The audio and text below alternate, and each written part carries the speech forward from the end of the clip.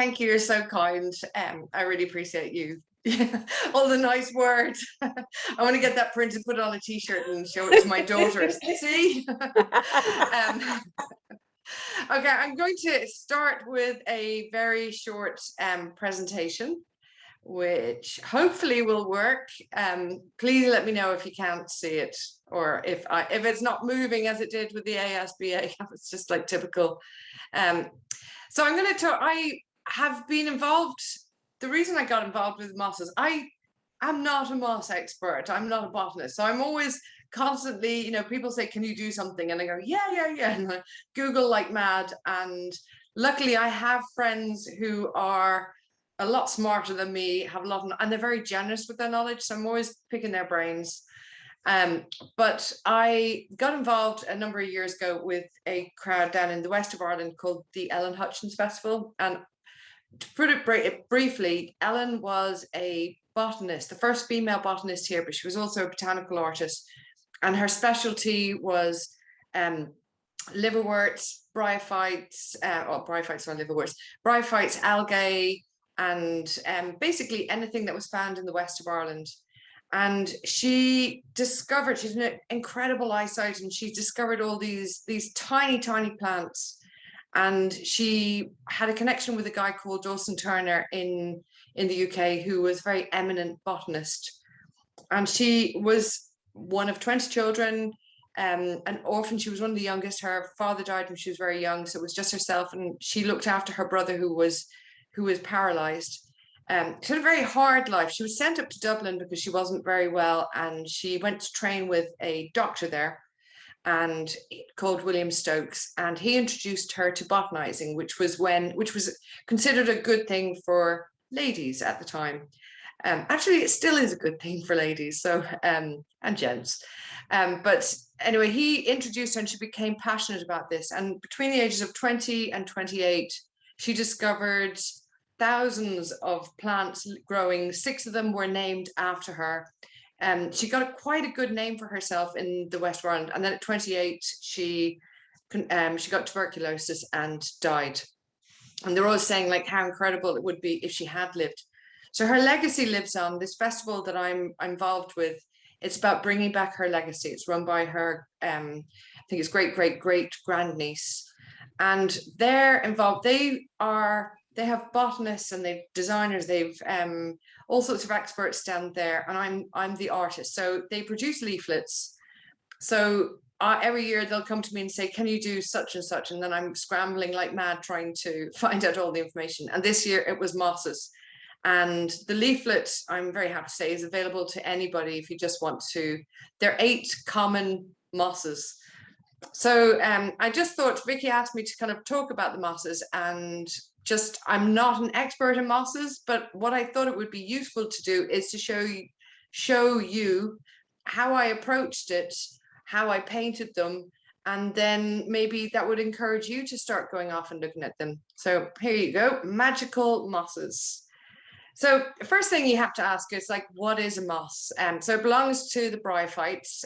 So that's the family. There's hornworts, liverworts, and mosses. And they're an ancient plant. They've been on the earth far longer than any other plant. They're all non-vascular. So there's no stem, roots, or flowers. So there's no vascular system. So yay, there are no leaf veins to conquer.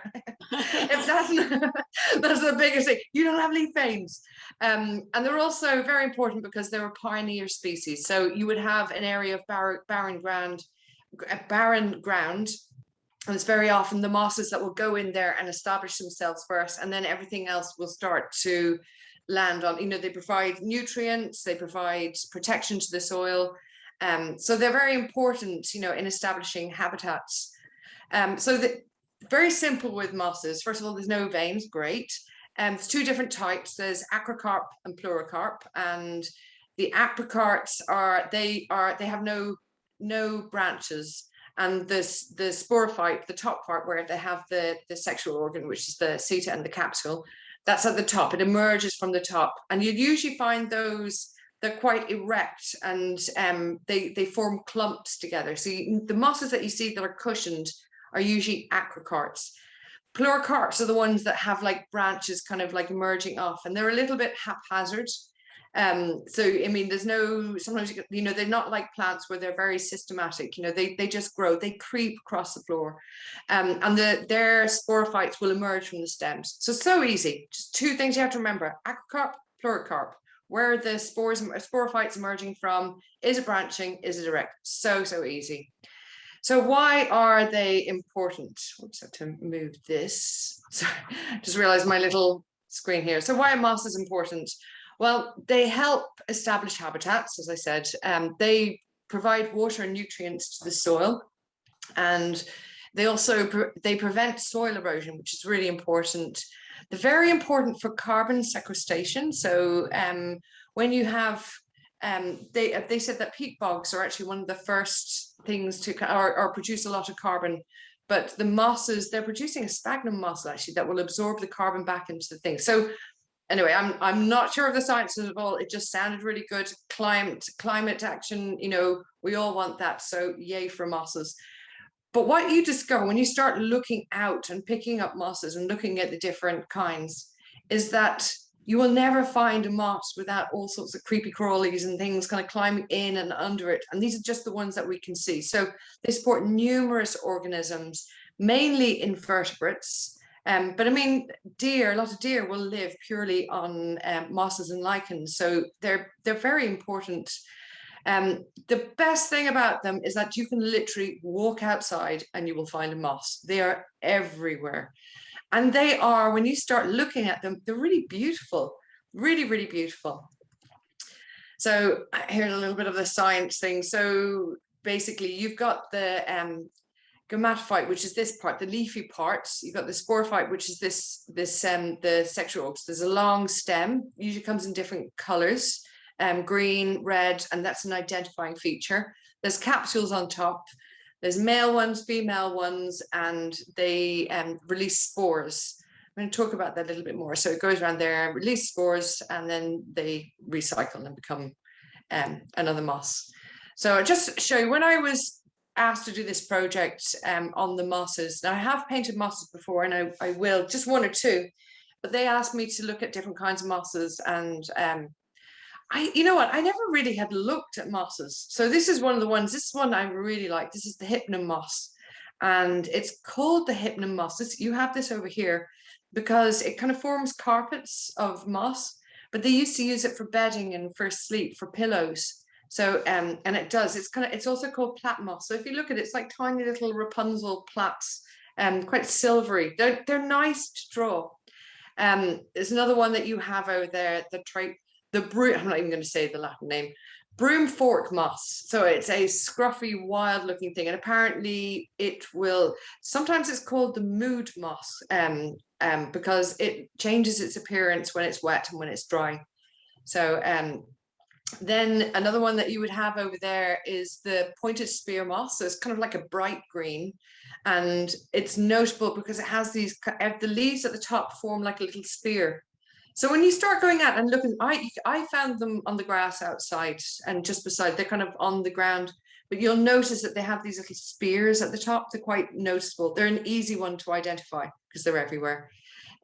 Wall screw moss, yeah, those little clumpy things that you find on walls or on rocks, little cushion. It's an acrocarp, so it's kind of, you know, each little part doesn't have any branching part. They'll all clump together to make like a little cushion.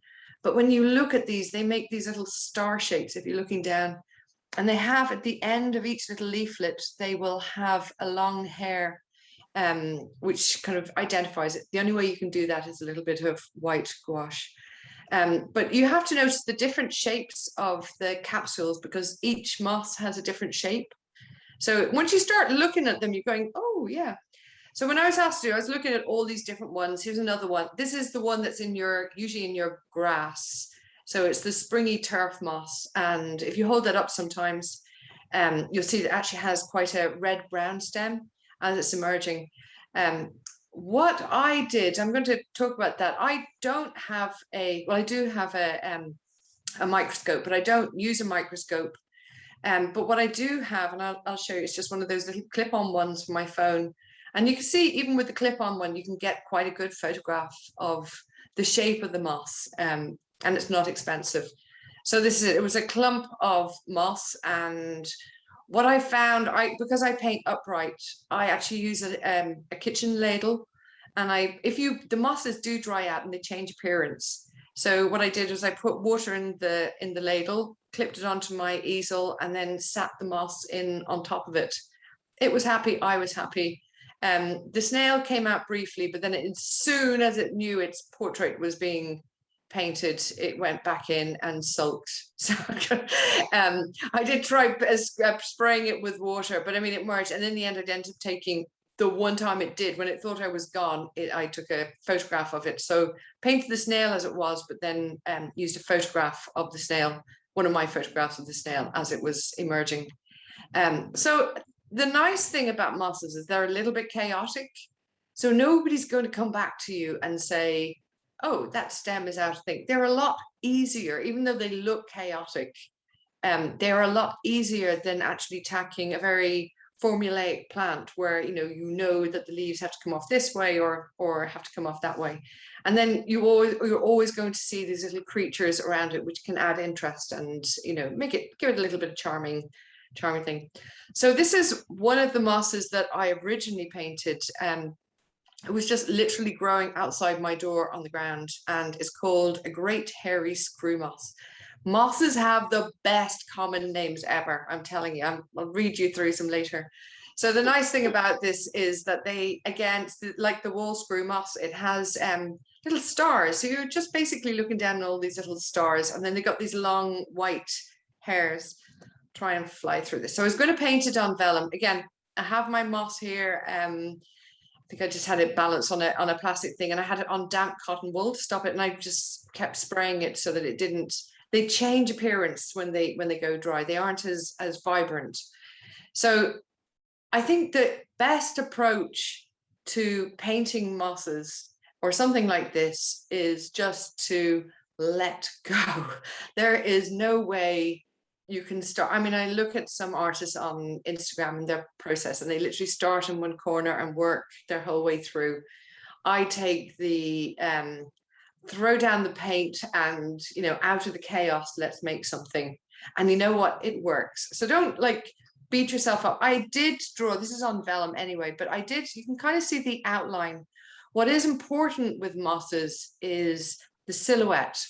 So you're going to try and show some of the shapes of what you're painting in the silhouette. You can be crisp on those details, but in your initial painting, it's really a matter of throwing paint onto an approximation onto the page and then hoping it will work.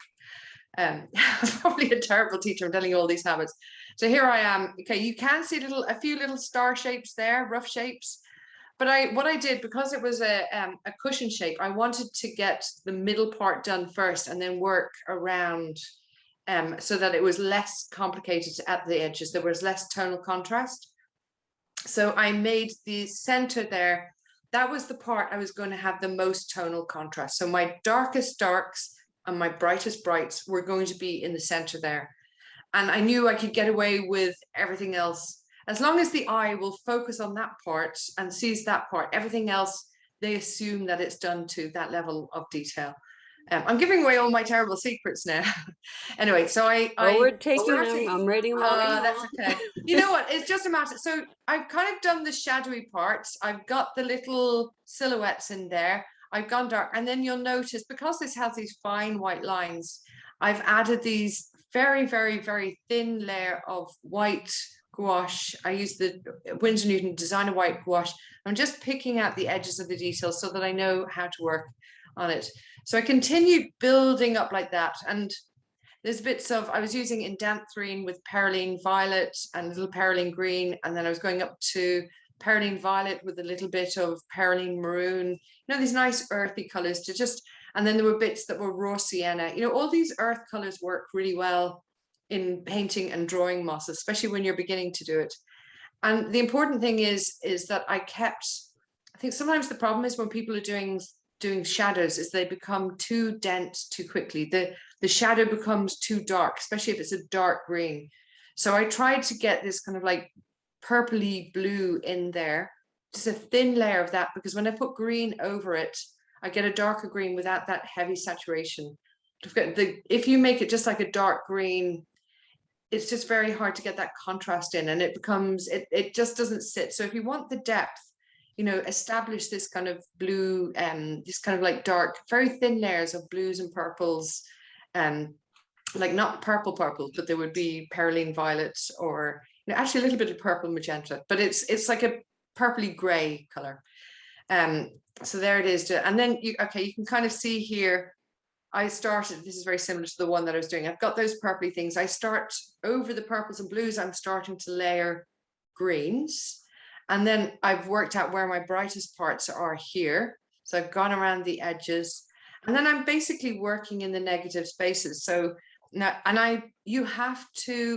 it is a complicated, chaotic structure, and you're not going to be able to look at every little bit and follow it up. So you've got to allow yourself to take artistic license, allow the thing, start making, get it right, but start painting negative spaces. And where you find, I obviously added a little bit here, those little negative spaces there.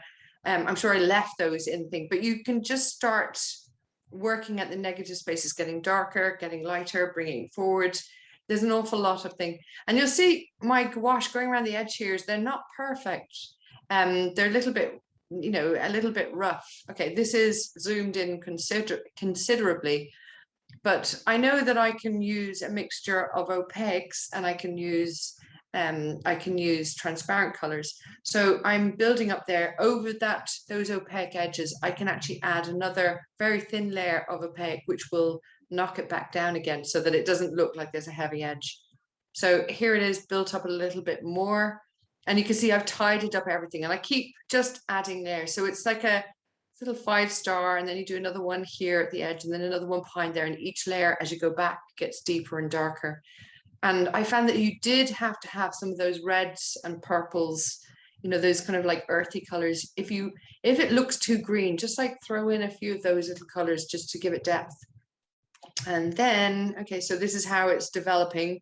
And I basically started this thing, and then I went over this side, and then left that part. And I just kept building.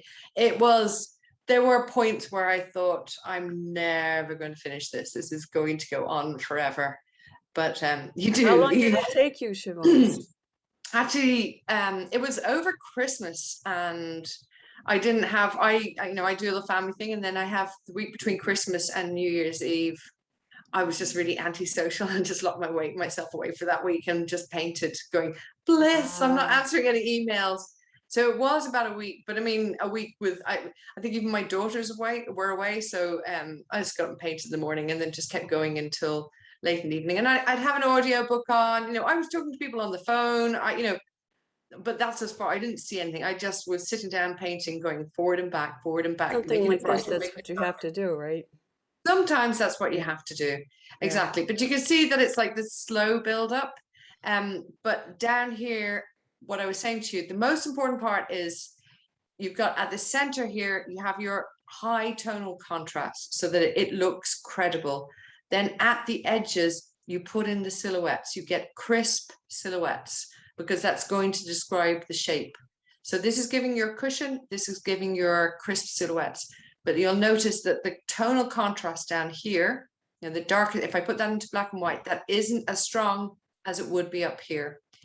So there it is, finished with the moss. It actually survived quite well. And I added the grass because I just felt like it was a little bit of a flourish. There you go again. You can see it. Beautiful. Yeah, it was a fun thing to do. So then I was asked to do a liverwort, and I'm including this, even though it is a liverwort. They are, it's a cousin of the moss, and this one is a very mossy looking liverwort. So I thought, okay, it'll do. I'll add that. It arrived literally as a shriveled look of a piece. It looked like, when you cut the grass and there's a clump of grass, all kind of stuff. That's what it looked like. But the nice thing about mosses and liverworts is that they retain moisture, and they allow themselves to dry out completely. They're extremely resilient. So you spritz them, and they start to come back into life. And so this was a clump of liverwort which I had to paint. And one of the first things I did after wetting it was I kind of looked up. I put out all the possible, I was painting it on vellum, so I put out all my possible colors, didn't use all of these, just to see which colors I could see. And then these were the colors that I actually used, the second row here. The squares, I've said this before, but the squares are the ones I know straight, they're not mixed at all. And when I look at those squares, I can open up my palette and say, right, I'm painting something similar, right? I know I need to get lemon yellow, Windsor lemon, Windsor yellow, transparent yellow, green gold out. Like that will tell me what I need to put on my palette. These are the mixes, the circles and the mixes that I made from those so that I can understand what kind of mixes I was doing. And I tried to match up, instead of just doing a mix, I'll try to match the mix to the one I actually put onto the page. So it's as light. It might be very watery, it might be very dark. So you can kind of see. How do you prepare your vellum, Shevaun? Sorry to interrupt you. I just have a little bit of pumice powder, and I kind of like literally sprinkle it on and then rub it in. I have it in a lady's stocking. We call them tights here, but they're stockings, like a fine dernier one. And I like mine quite chalky, and then I brush it off. It just seems to get rid of any oils and also seems to give it a little bit of tooth.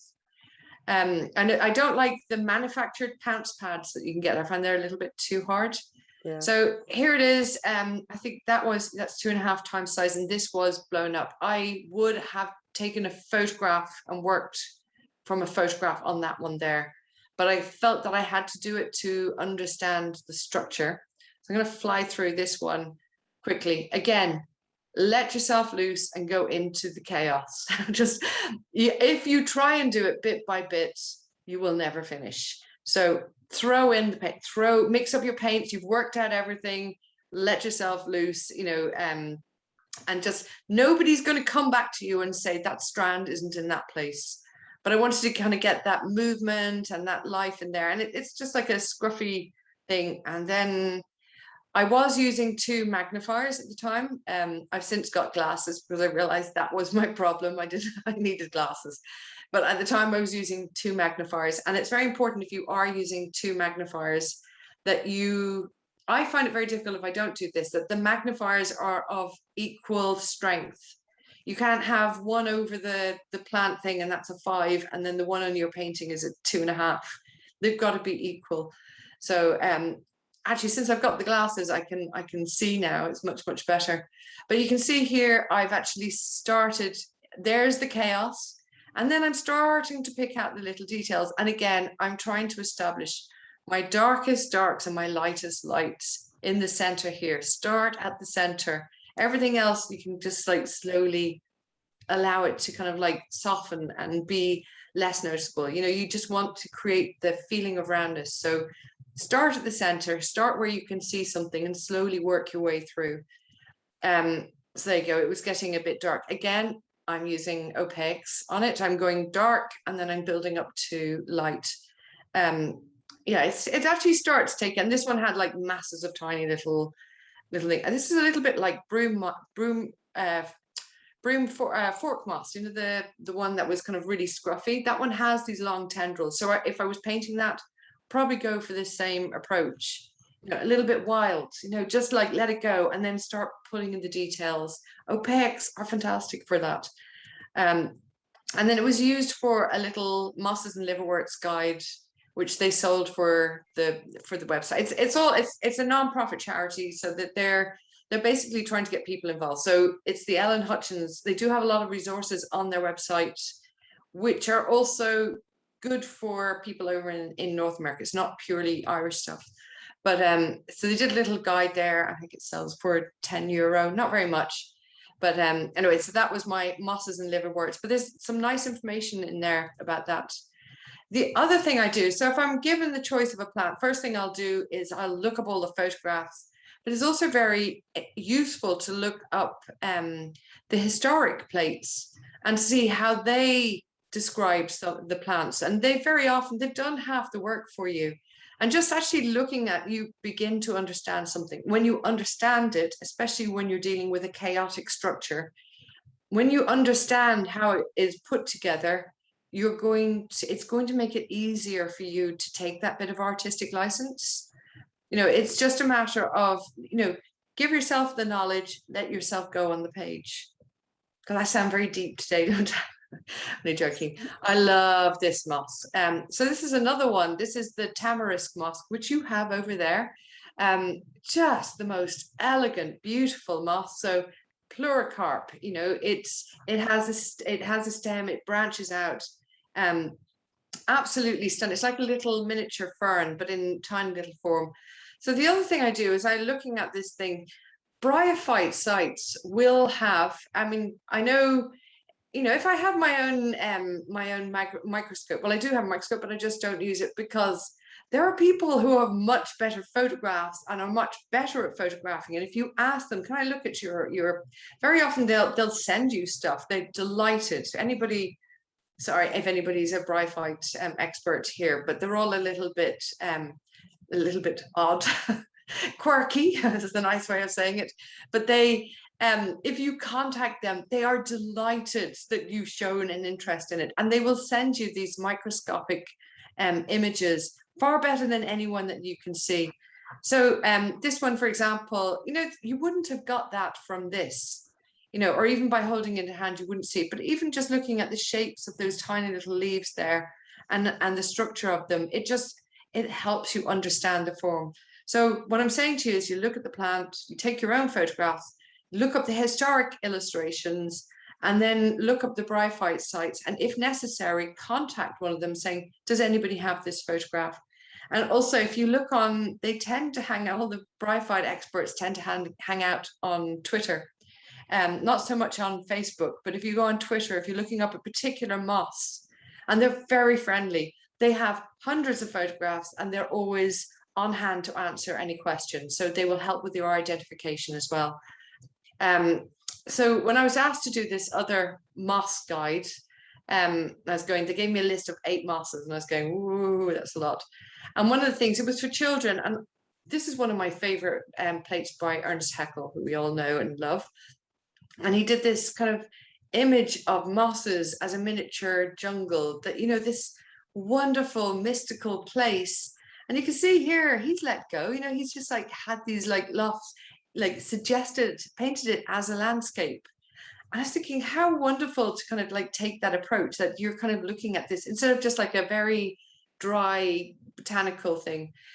So I was looking at all these images and going, I really want to create something like that. Unfortunately, the budget was a little bit small. So I was going, okay, what's realistic? But I picked up these things and I'd been looking up things. And then I noticed there was a snail kind of crawling out from one of my mosses. This is the Springy turf moss. And I was thinking, wow, it's a lot smaller than I actually realized, because I'm looking at things big on a screen. So then I went back to them and said, well, can I include mini creatures? Because they give a sense of scale. And a child's not going to go, that's 1 centimeter. Okay, therefore this must be 5 millimeters. They're not going to make that connection. Maybe the older kids like that little part.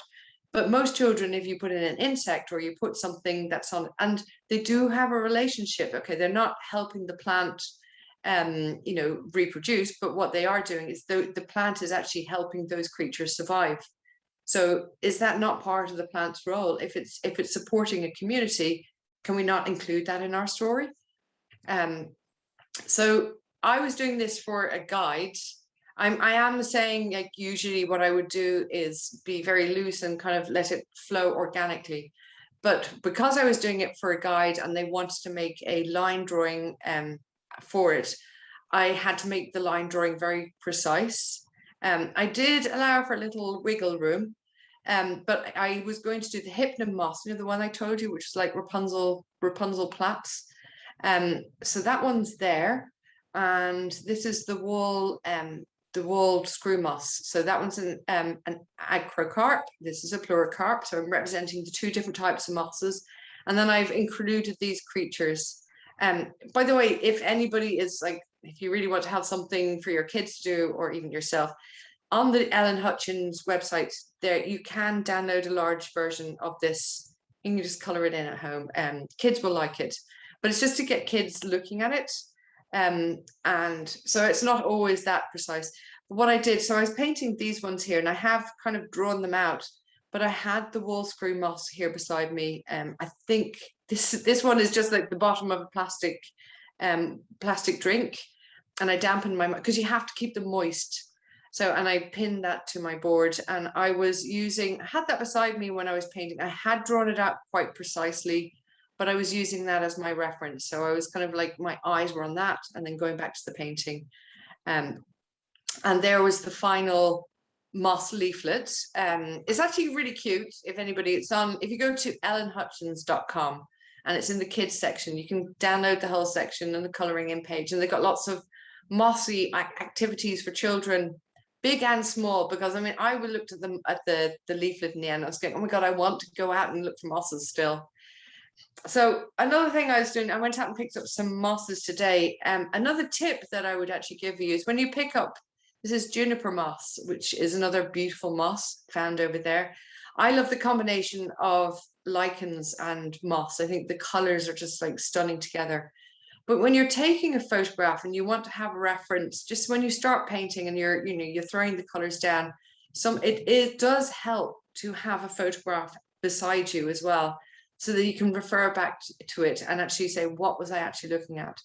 And one of the things I do is I take a photograph, but then I also take an overexposed photograph. And having those two, this one's more representative of the real color, but this one is going to help me see the shapes. So just, if you're taking a photograph, you press the screen. If it's an iPhone, press the screen, you can actually brighten it by like sliding your finger up, and just take a photograph that like slightly overexposed, and it will simplify a complicated shape. So here you go. I was saying they had brilliant names. So these are some of the common mosses of New England, or actually they're in North America. Some of them are really like fairly cushion moss, kind of like thing. Broom moss, we talked about that. Notice how I'm not even beginning to go near the Latin names. I'm going to mumble Latin when I can. Oh, I love the name, Great Goldilocks Moss. Actually, that's this one down here. It's the Polytrichum, the hair cap moss. Just beautiful. But I love the idea. Imagine going out to the kids and saying, right, here we go, kids, out to the woods. And we've got to find Great Goldilocks Moss. And then they find this beautiful tall plant with these lovely green, it's like a little miniature palm tree. It's beautiful and has very distinctive capsules at the top. Delicate fern moss. I mean, what a beautiful name. That one's there. They've got powder gun moss. Powder gun moss, it has these capsules which are quite flat, and when it rains, they explode. I was thinking, wow, this kind of a moss hunt brings out the kid in you. Shaggy moss, feather moss is just beautiful. It's like this lovely, elegant, like little miniature palm trees. You've got 4-2 moss, which I got really excited about, but it's not really that kind of like, wow, I'd really want to paint that. The one that kind of made me go, oh my God, seductive moss. How beautiful is that one going to be? And I looked up and I went, oh. And then I looked up, why is it called, this is it up in the corner here. And I was going, why is it called seductive? So I Googled it, and apparently it was named fairly recently. And somebody had commented that the guy who named it obviously spent an awful lot of time in the lab.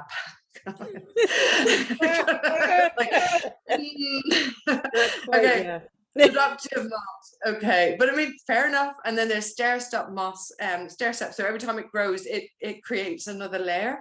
And then you've got sphagnum moss, which is actually it's very, very wet, but that one's really interesting. It's everywhere. It can be bright pink, bright pink to dark red to green. And sphagnum moss goes in very wet areas. And interestingly, I think sphagnum moss is going to become very important, because sphagnum moss in the World War, it's highly absorbent, and they used to use it for bandages. So in the Second World War, they would wrap up wounds with sphagnum moss to absorb the fluids. They also used to use it for nappies. So none of your, none of this kind of, it would make it very eco-friendly, probably not very hygienic, but somebody's going to come up with another sphagnum moss nappy, one that's biodegradable. And, just, it's got really, it is important, and it is quite beautiful. which one was that? Oh, that was the cushion moss. And again, this is another one, the cushion moss, and you can find them growing in different shapes, you know, like I did the heart shape one. So it would be the same approach that I did for the wall moss. And there was a couple of links. I'm going to send you the PDF later, but I didn't get a chance to add in all the links. I'll look some more on that one. So that'd be great. Thank you. You're more than welcome. So it's getting a bit dark here now. So I am going to put me, can I pin me? Yes. I can only see you at the moment. Okay, yes. I'm pinning. Yes. Yeah, you got me. I'm on full screen. So one of the most important, if you are going out on a moss hunt, one of the most important things that you can probably invest in is a little loop. Now this one is times 20. So it's just this tiny little thing. Mine comes in a really pretty little case. Oh, this way here. I feel really important when I've got it with my little loop. But the whole thing about loop use, I'm sure you do know, there is no way that you can see a moss without a loop. And you've got to see a moss, you actually have to, I've got a whole selection of mosses here. You actually have to hold the loop to your eye and then the moss to the eye. So you can't look at it from far away. Both of them have to be up close. But it's incredible the amount of detail that you can see just using a little loop. And you can buy fairly cheap ones if you're going out with children.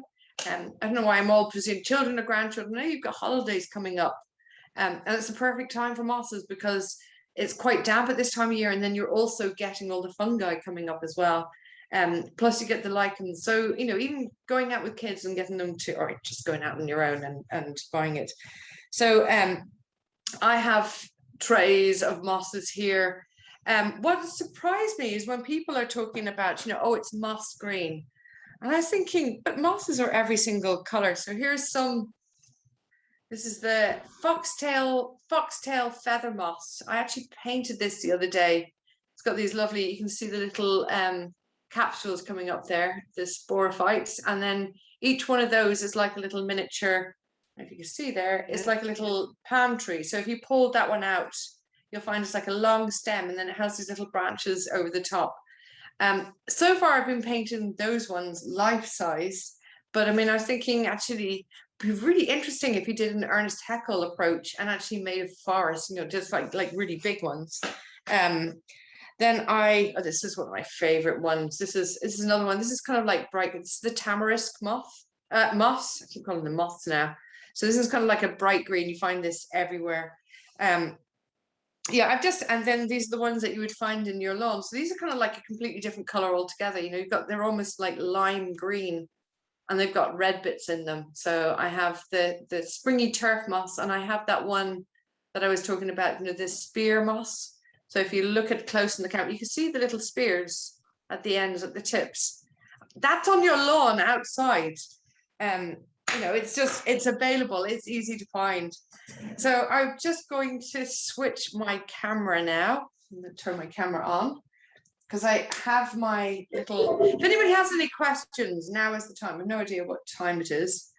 Yeah, it's 11:40. We have plenty of time. Okay, we've got time for a little bit of painting, and if anybody wants to, I can talk and paint at the same time. So by all means, ask questions.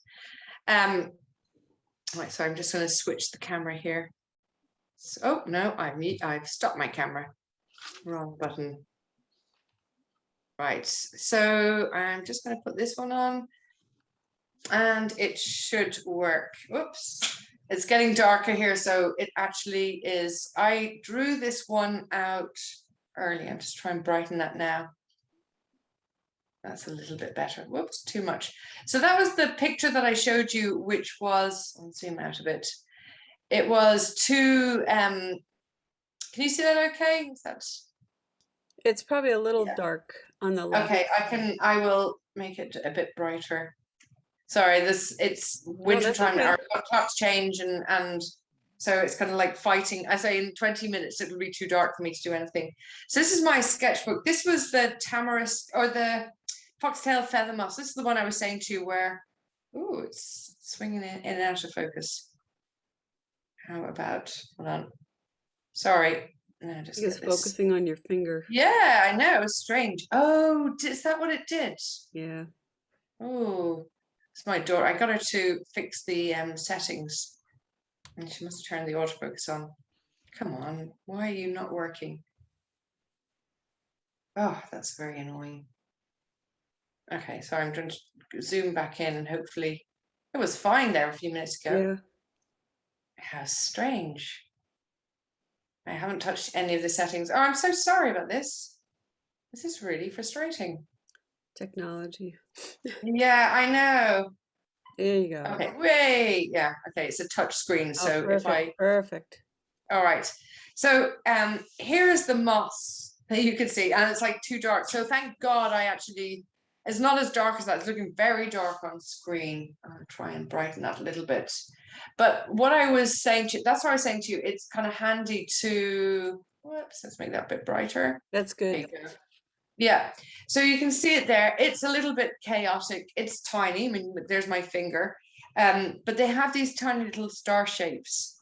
In reality, it's a little bit brighter than that. But that was the one I was saying. I took a photograph and I overexposed it so that I could actually see the shapes.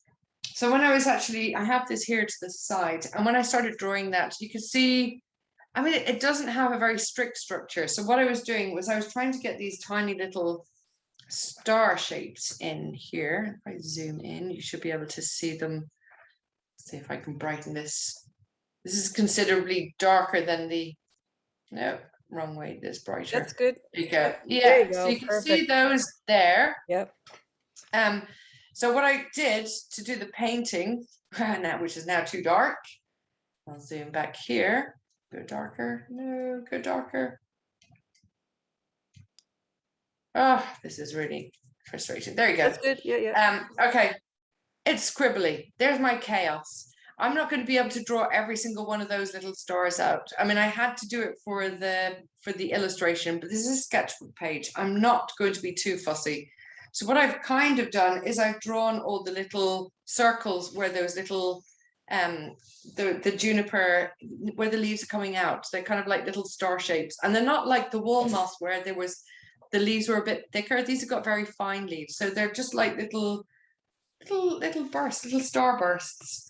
I'll just move this one up because I'm going to start painting that in a second. But before I do, I did mention, I don't know if any of you have got these.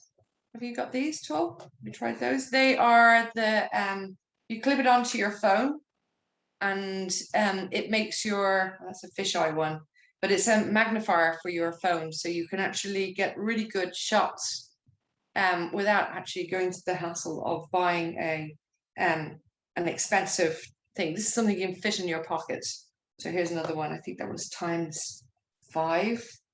You just literally clip it on with this clip here onto your phone, and it will take excellent photographs. So I think with anything like this, you do have to have some kind of backup photograph. The other thing that you're going to find is as the mosses dry and then re-wet, they move around a little bit. So you do have to be a bit conscious of how you're doing that. I'm going to slide this over here. So up down here, this was the fern moss that I told, the foxtail feather moss. So I was actually doing it there, and as I was painting, a tiny little spider jumped out. Again, this is, can you remember your mosses? This is a pluricarp, and what you can see is that it has this like branching stems. It's not a creeping thing. It has these branching stems. So it also has rhizomes that kind of fix onto substrates. So it's kind of wrapped itself around a little pebble there. And then I painted this little one.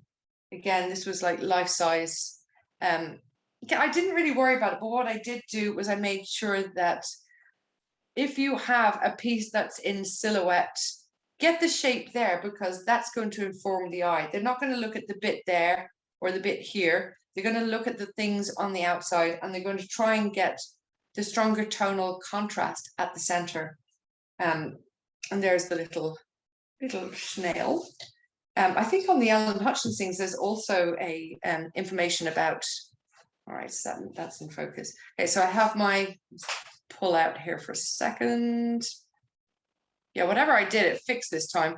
So there you go. I have it there side by side. It's wet, so I've got it on a piece of paper, and I wrote down the name so I would remember. It's called Juniper Moss. What I do have beside me, which is now on the floor, is I always keep this beside me. It's just I put out all my earth colors. I just have that, these little offcuts. I kind of will have those because sometimes you'll find a color that you don't use. Although in fairness, I pretty much use the same colors every single time. But I like making color charts, so you can see things like this. This was the prongwort, the liverwort that I was doing, that I was showing you about. But here are my mixes. So I've basically numbered my colors here. 1, 2, 3, 4, and this is 1 + 2, 1 + 2, and 3 + 4. And I've showed how, you get tiny little offcuts with vellum. I've made them, and then I've actually done one which is the body color. So where the watercolors are mixed with white, this is the combination. But it's really handy so that if I've got something that I want to paint again, I can see straight away what colors that I'm going to use. Plus, it's really good fun to make things. So this one here, I've actually got my, slide this one over. I've got my palettes here. So I use very much the same palette every single time. So I've got manganese hue here, and I've got permanent rose. I've got Windsor lemon here because I know that's the color for this. And I've actually put Windsor orange there. That's an opaque. I've done my research. That's semi-opaque, and that's actually an opaque. But they work. It doesn't really matter. So my first washes, I'm going to be doing. Sweat this a little bit. Oh, my paintbrush is wet. It's dirty. My first washes. The first thing I start to do is I'll mix up these two, just to kind of get rid of the pencil lines if I want to add any details. So I kind of mix up kind of like a grey mix, or it might be blue over, and it might be more green, or it might be more purpley kind of color, or it could be, pink going down to red. It might be those kind of colors. So they will help me kind of draw out what I want to do. Then as I'm going down here, I've got indanthrine. I've actually got transparent yellow here. That's purple magenta. And then I had perylene violets, and I had transparent orange. I discovered that perylene maroon, which is actually a lovely kind of like nice bright red, in different brands, sometimes it's opaque and sometimes it's transparent. So I do, this is going to be the green of the moss. This is where I'm going to pick up the greens, but then this part here will be my first kind of like initial starting off. My second kind of layers, and I will work mainly on this one. But I've also got lichens on there. So I'm actually going to pick this up and put it there for a second. So a discovery, when I was doing the thing for the ASBA, I rediscovered chromium oxide of chromium, which is Carol Wooden's, one of her favorite greens. And actually mixed with a little bit of manganese hue, you get that beautiful color that's in lichens. Absolutely, it's very, very similar, that pale blue. Depends, my paintbrush is dirty, so I'm just making it messy there. Anyway, that's the plan. So I mixed up there, and then I do have some earth colors down at the side. So I started this one here. I'll go down. I don't think we're going to have a huge amount of time. How are we doing for time, Vicky? It's 11:50. Okay, all right. I'll try and be as quick as I can. That's fine. People can stay a little longer. That's whatever. Yeah, okay. So what I was doing was I'm going to mix up some. I have the side of my thing, I've got a little squiggle sheet the whole time, so I'm kind of like testing and seeing colors. So I'm actually going down here to my indanthrine and purple thing. So what I've done, I've got these little star shapes, but I want to kind of like establish them because I want to keep them bright. I'm not going to dive in straight away with the opaques in this one. If I need to at some stage, I will. But I'm not going to dive in with like the whitewash straight away. I don't think I really need it with this one. I should be able to kind of basically establish a bit of the the spikiness of the plant with this one here. And it's because the other ones where I was using the white very early on, they were on vellum. So this is just in a sketchbook. So I'm just experimenting. So I've drawn them as little circles. And I'm basically doing, I mean, how easy is that? Can you see that? Is it focusing on my hand as I'm talking? It was Oh, when it was focusing on oh, your I'm hand when you were so talking. sorry. That's That okay. is No, now it's better. Yeah, that's good. okay. Move my hand out of the thing. What did somebody just ask me what brush? This is a very worn out series 7. Oh god, I'm so cross at the thing. Hold on. This is series 7, but it's kind of like so worn out. Winsor Newton series 7 that it was a 4 and it's now like a not very respectable 3. I do love the Interlon brushes because I think the details that they can get, they're nice and they're stiff, but I mean it's too small when I was adding some of the details in there. So I'm just kind of looking at my, oh, that's so annoying. How can I turn off autofocus? Oh, hold on, I think I know how to do it. Nope. Autofocus off. Oh, here we go. Manual focus. Yay. Okay. It's a simple button. Yay. I hate technology. Sometimes it's great, and then other times it just drives you demented. The biggest challenge here today will be the light. So I'm just basically going to establish those tiny little lines, and then I'm going to color in between. So I'm working with this one here. And I can keep adding. I'm trying to paint between the spaces. And what I will do afterwards is, this one here has a little bit. I'm just going to build up, and I'm going to try and work in like sections at a time. There's a little bit of lichen in this part here. And then it gets quite dark. You're all gone very quiet. Are there no questions or anything? No? Silence? Are you there? Again, no questions. I don't, yeah, just the brush was one. Okay. Well, you're welcome. If anybody wants, I mean, I'm really happy to talk while I'm. So you're going over with the different colors, but I'm actually now adding a little bit of kind of like green. So you're starting out with the darkest colors first?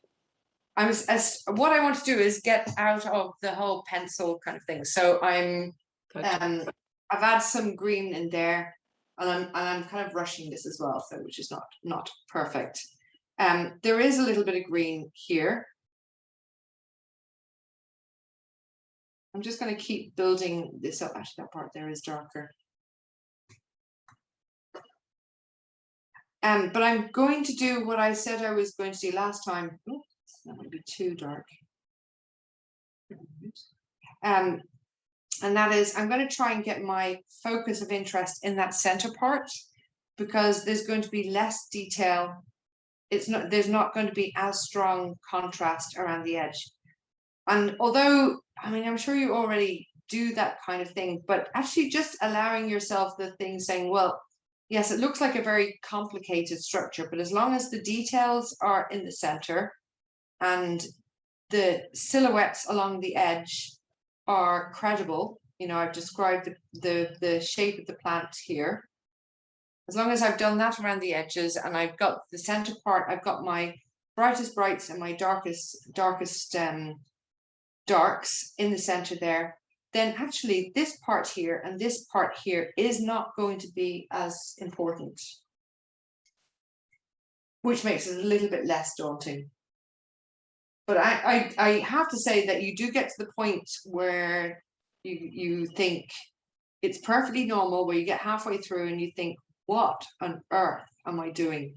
What possessed me to start this? But then other times you can just get stuck in the into it and just kind of like enjoying the strange and bizarre shapes that you're kind of looking at. What's your secret for not getting lost with this?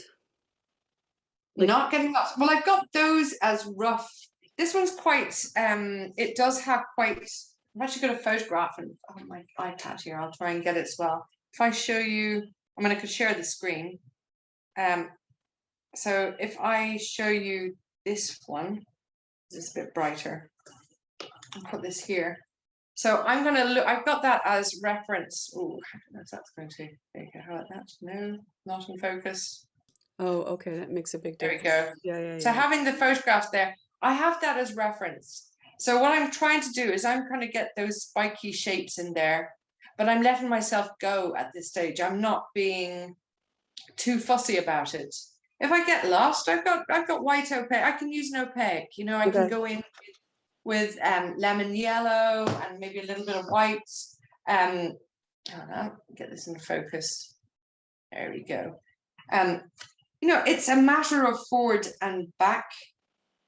And actually, sometimes it's nice to kind of like get lost a bit, you know, just lose yourself. I've actually been listening to a lovely book about bees called The Honey Bus. I think I told you about that. Oh, it's so nice. A little girl whose grandfather is a beekeeper. It's a story about thing. But, you know, get stuck into a nice audio book, switch off, turn your phone off, ignore the children. If I'm doing something like this, if I'm doing a big painting, what I'll do is I'll do a big shot before I go in. I'll clean the house, and so everything's tidy and I don't do it, and I'll make sure there's loads of food in the house. And I might just kind of lose myself for a couple of days just doing these kind of things. Obviously not a sketchbook one, but if it was a big painting, I'll just, you know, stock up. I kind of get stuck in and let myself go. You are going to get lost. Like it's part of the course, but does that matter? Sometimes that's a nice thing. Did have one question. Diane asked if you are part of this botanical artist that's part of this legacy project and have also been involved in many other projects like the bee stamps and jellyfish. And how do you find these opportunities? I think it was sort of like what we were talking about before we started. You know what? Years ago, I had gone. It was a botanist who actually asked me, would I be interested in getting involved? And I said yes. Is it really a case because somebody asked them because they want to know when you're starting out, like how you can get involved in these kind of things? Yes. Or yes. Yeah. I had, you know, I was just starting out in my career and I kind of needed to get myself going. And I actually met this really nice American woman. And I said, you know, I really want to start off. And she said, well, then you need to have a summer of yeses.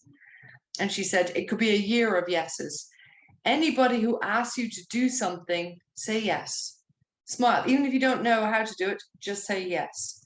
So I met this woman and I met a botanist and he put me onto this woman and she said, oh, would you be interested in painting seaweeds? Never painted seaweeds in my life. And I went, yes, of course.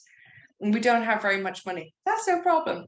You know, it's, you know, it was like when I did the thing for the original thing for the All Ireland Pollinator Plan, you know, they asked me to do it. I didn't get paid for it in the beginning. I did it for free. But when you do something like that, and if you do it well, then you have people will come back to you and then they start paying you. You have a it does work reputation, out. so did they find you because they've seen your work? I mean, if you don't have your work out there, how do you go about finding things like this? Or do you just go and see something and present it to someone and say, I think I would start by going to your nearest botanical art society or botanical garden and asking to go in to see the herbarium and introducing yourself.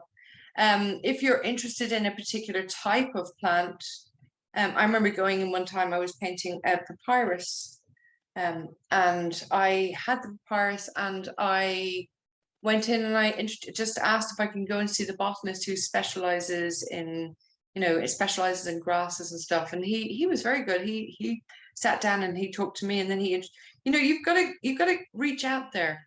You know, I went to the Natural History Museum. I introduced myself to the thing. I didn't go in saying, can you give me a job? I went in and I asked questions. And if you're doing something like this, I think, you know, there's an awful lot of scientists who are working behind doors and they don't have the artistic skills to you know, to kind of like to describe what they're actually seeing.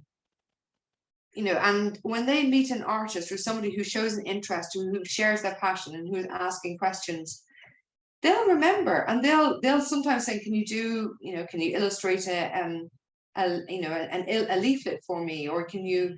You know, they're very good about kind of like remembering you. So it was just, I think the problem is that people always expect to get paid for everything straight away. And I always say, you know, actually don't, like, offer to do things for free, Yeah, because that makes sense, and it catches up eventually, like you said. it does catch us up. You need to establish it. I mean, I remember my brother, we have a, like, remember he was doing, he works in the law library, and we, like, as a barrister, and they have to do this thing called, I'm sure you have it over there, they do this thing called deviling, where you work for free for the first year. You earn hardly any money. You do everything else to try and make your money. And then after a couple of years, once you've got the experience and people start to get to know you, you turn up every single day, you start getting a reputation, people get to know you, and that's it. But I think to expect to make money straight away is, I don't think it's very realistic. I think you have to do an awful lot of free things first, give demos, you know, I and agree. offer I things. agree. You know, I remember reading, I did a digital marketing thing, and they said to me, no, I read this quote, and they said, um, generosity is the currency of social media. And I thought, wow, that is so true. Like, don't be precious with your techniques and your skills and the stuff that you do, because it's currency. It's going to stand by you. I don't mean that in a cynical way, but the more you give, the more you get back. No, I can see that. Definitely So, makes a difference. yeah, it does. It's just, I know I've met artists who are very, so I don't mean to knock anybody. Everybody has their own thing, but they're kind of going, oh, you know, how do you get all these jobs, you know, and how do you get something? And then I know that when they've gone and done something, they've gone in there with, you know, almost like a portable shop, and, you know, here's where you can buy my stuff, and here you go, here's my cash machine, and like, whoa, you know, people are only there to learn. Like, don't be so pushy, you know. Yeah, it's just one of those things. So yeah, the Alan Hutchins things, they asked me the first time I went down, I said yes. And I just got to know them, and then do you know what? It was just nice to do something for free. They paid, I think they paid for my transport. They just wanted somebody involved, and I just kept it up. We were always like saying, if they asked me to do something, I said yes. I never overcharged them. When they started getting bigger grants, they were always very generous.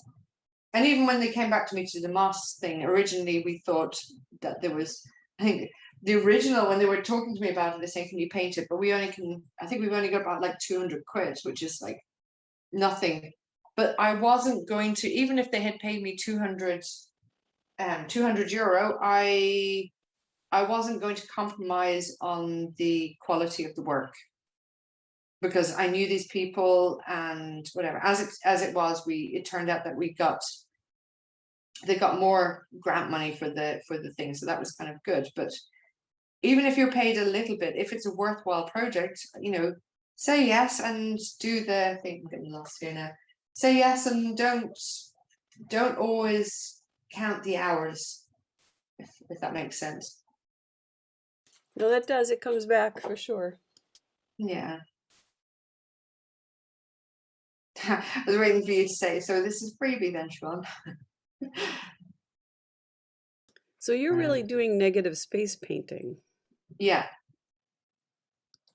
exactly. Do negative space build, but I'm trying to get those shadows in and kind of get the shapes. And then what I'll probably do is I will probably tighten up the details. At the time, getting darker, I can see the sun going. I will probably go in then afterwards with some of the opaques that I have here. I'll try and do one just before. Okay, so if I go darker here, And it doesn't matter if I have got lost. I mean, I'm sure this is not exactly as it was. So, okay, right, I've got roughly the shapes there in that part. I can use, I might make this a little bit brighter.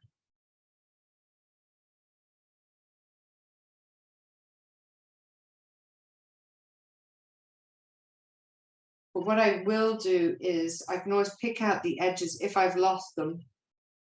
I can pick out the edges with a little bit of white gouache. And what I do with my white gouache, just let that dry, I have this here. I always keep it in an area away from the rest of my palette. My palette is filthy. I'm just looking at it there. So what I might do is lemon yellow is a nice bright opaque. This one's quite green. But you might even take some of this green that I have down here. Right, I can't focus the camera and do that.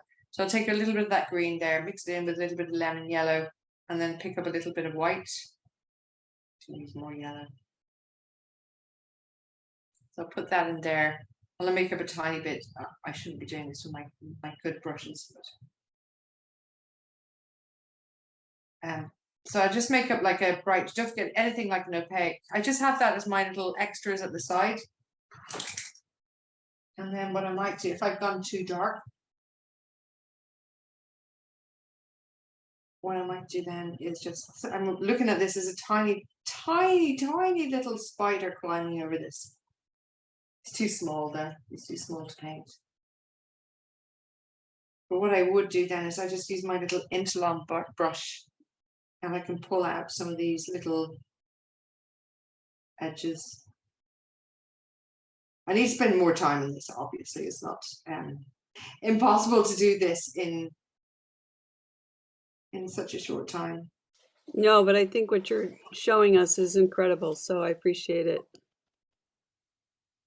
Yeah, well, I can keep going till it gets dark. It's actually not as, I think the contrast on the screen is actually a little bit. I mean, what I'm going to do here as I'm going around the edge is I'm going to start painting more of these greens.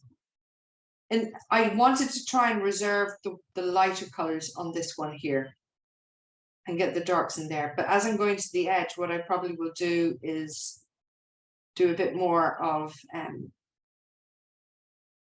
yeah, so it might not be perfect. It's definitely not. Also with this one, because it's curving around, the shapes are here, they're kind of like star shaped, they're kind of like bursts, radiating shapes, whereas around the edges the spikes are all going in a different direction. I mean, it's great. I mean, mosses are just, they are fascinating. I mean, yeah, definitely go out and see how many different mosses you can find and look at them. You know, even if you, like there's some great plant apps and plant identification apps. You know, I use Picture This, which is great. Actually, it's actually really good for fungi as well. One of the things that is becoming very trendy now is for people to take, I don't know what kind of moss they use, but they put it in white. It's just a very, very green moss that you put in a white, I don't know, low bowl and use it for decoration. It's very trendy now to put green moss in a white bowl. It could be, is it this one? Hold on. I've done that. It's actually if it's this. It's the moss that looks like carpet. I don't remember what the one is. Okay. No, is this one? No. Looks like this? No, it's more of a very velvety kind of. Wall art. It could be Hypno Moss. Yeah, I'll have to find out and send it to you and show it to you because it's very trendy now. It's popping up everywhere. Apparently, sorry, I'm just going to show you. Somebody asked me, but I just saw that one. Where is it? No, see, I have these glasses on. That's it. And if you look down here, that's how I'm painting there. I've got it all set up beside me here. So no, I found it. I had to find a solution. I do have my magnifier on the desk there. I have two magnifiers at times, but these glasses are really good. I can't see if I put them like this. I can't see anything. Everything's a blur. But when I'm working like that, it's basically like having a magnifier at the end of my nose. I found, the head magnifiers that they were too much. I got a headache from those. And these are, yeah, please, I've got glasses that I can actually see out of, which is brilliant. So I put it back to my painting here. Change it back to here. I don't want to take up too much of your time, but I think everybody's mesmerized by your painting because nobody's. Oh, keep going. Yeah, I know, because I feel really bad that it doesn't actually even look like anything yet. No, it does. I mean, I think that understanding the negative painting perspective that you have helps an awful lot, because then you kind of can get how you're going into that. Otherwise, it's like, where do I start? Exactly, where do I start? And if you find that you're getting too green and you want to have some of the depth, you've got to then switch off. I mean, I'm kind of like jumping ahead because I know it's going to happen. So down here, zoom out again, whoops. If I find that I've gone too, so I got a paintbrush in my hand, I'm trying to focus, there we go. A paintbrush in my mouth as well, sorry. Keep still, don't wobble. Right, so what I'll do is I'm kind of building up my greens here. So this is the manganese hue, permanent rose, and the Windsor lemon, and I'm kind of like, they're the colors that I've been using for the greens so far. I did go down here to this darker part, and I was picking up bits here, actually the blue and the purple. But what I find is if it starts going too green, then move across here. This is Perylene Violet. And I've got a little bit of this orange in here. And the minute you do that, and you sneak that in between the, I'll zoom in a second. The minute you start adding those kind of like reds in there, those greens start to pop and they look more credible. It's not even the tones, it's the color. The colors really work. The contrast will make the other one. Yeah, it just gets rid of that like kind of like over green part. And this part here, I can just see like the faintest part. It's like a stem, just because it's at the side, so it's kind of like showing. I mean, I can keep going. I probably will keep going with this one. I got a great light actually as well recently for my desk, so I can work in the winter months. I mean, I drew this out, but I'm already lost, but who cares? As long as it all makes sense in the end, doesn't matter. I'm going to try and sharpen these parts up.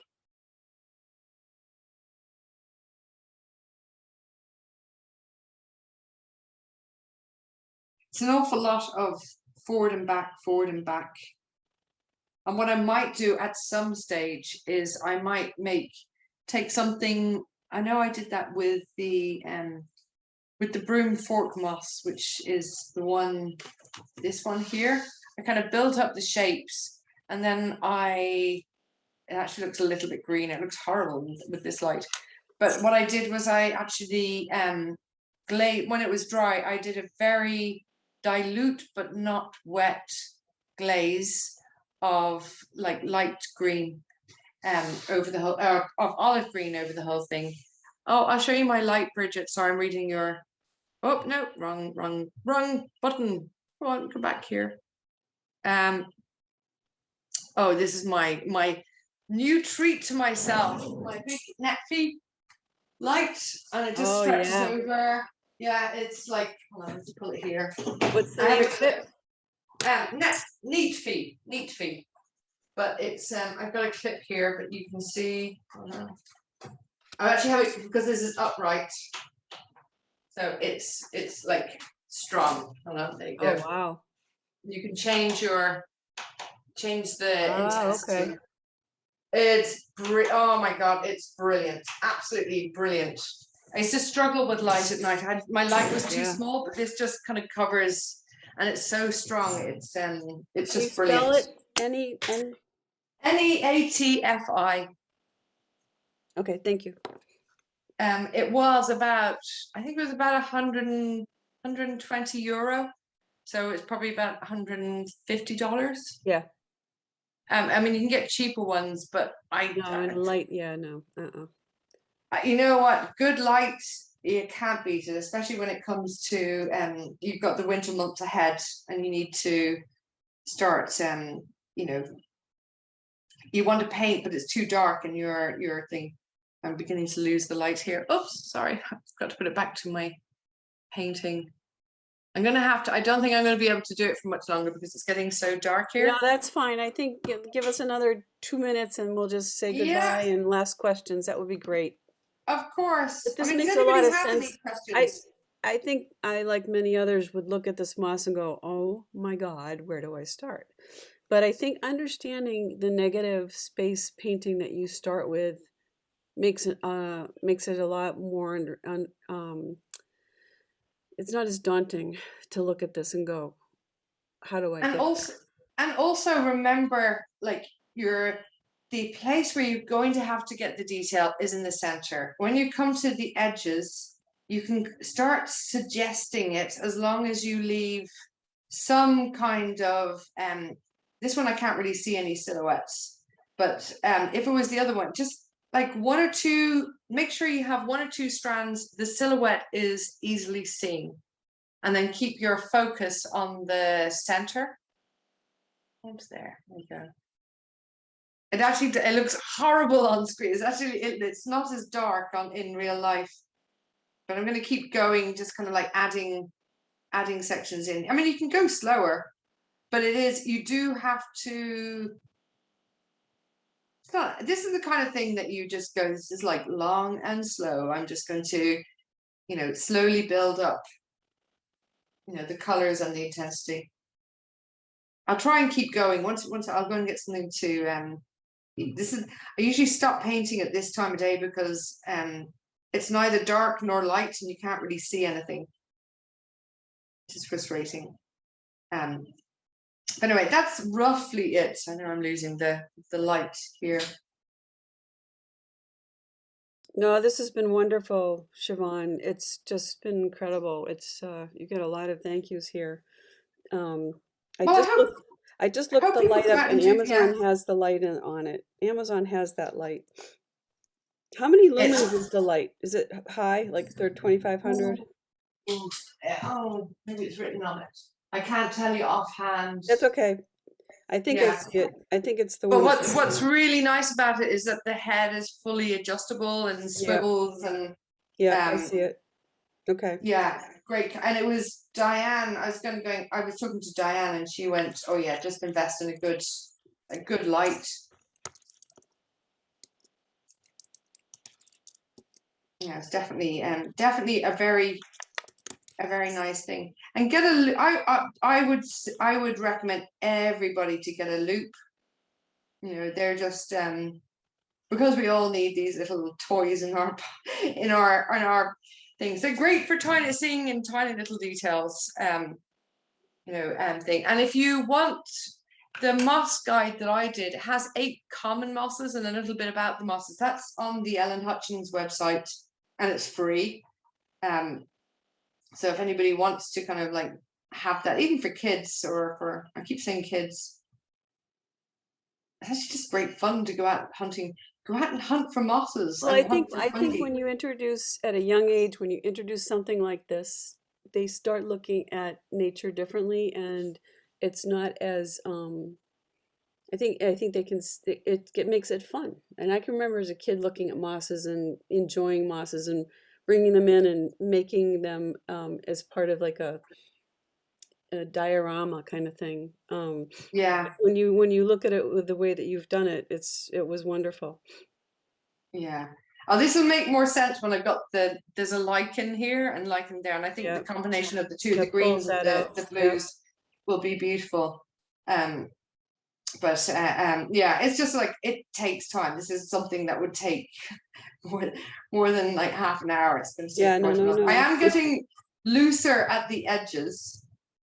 I'm just kind of like throwing them in. but I'll go back in. I'll probably go back and try and do it. But if I did that all over, I would just kind of get lost. So yeah, my advice is always start in the middle and work your way out That's great, with Shevaun. This has everything. been wonderful. All right. Thank I'll you go back so to, much. You're welcome. Just have it's just so inspiring, and it's been wonderful. I can't thank you enough Thank for you. doing this. Yes, Yeah, Shevaun,